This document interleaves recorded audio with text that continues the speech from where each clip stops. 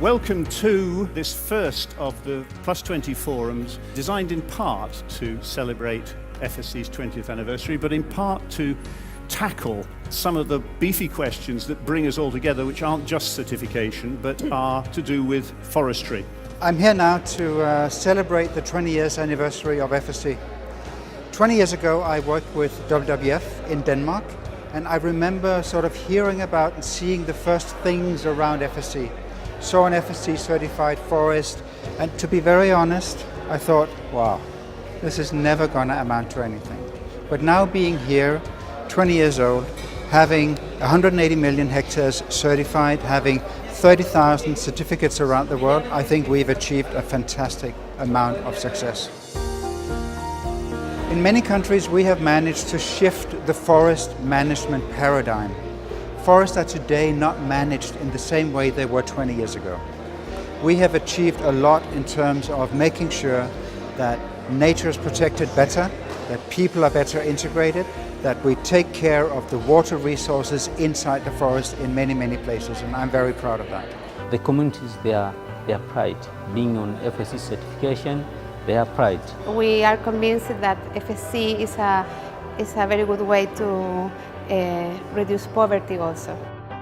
Some of the proudest moments I have had during my time with FSC have been when I've seen research document that FSC makes a difference for nature and for people. And we got very good research showing that for the forests of the Congo Basin, for the forests of the Scandinavian countries, we do make a difference. And I think demonstrating and showing that difference that we make is going to be one of the main things that we need to achieve in the future. Very few people 20-some years ago would have imagined that FSC would be what it is now. I'm optimistic about whatever FSC is involved with, it tends to create positive outcomes. FSC comes out of a frustration that governments in the United Nations were not able to agree how to deal with securing and protecting the world's forest. We see now attempts by the UN to develop global goals for forest management, and we think these are very important, and we want to engage in developing these further and making sure that they do get implemented.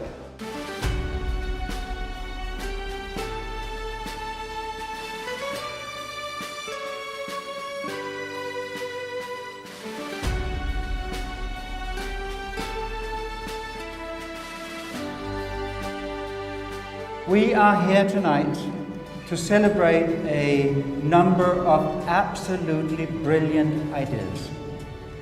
These were the brilliant ideas of our founding fathers who decided to establish the FSC. The brilliant idea was not to establish the FSC. The brilliant idea, and there were at least two of them, was to say, look, if governments can't solve our problem, we bloody hell got to do it ourselves. And to do that together between environmental actors, social actors, and economic actors, I think was a stroke of brilliance.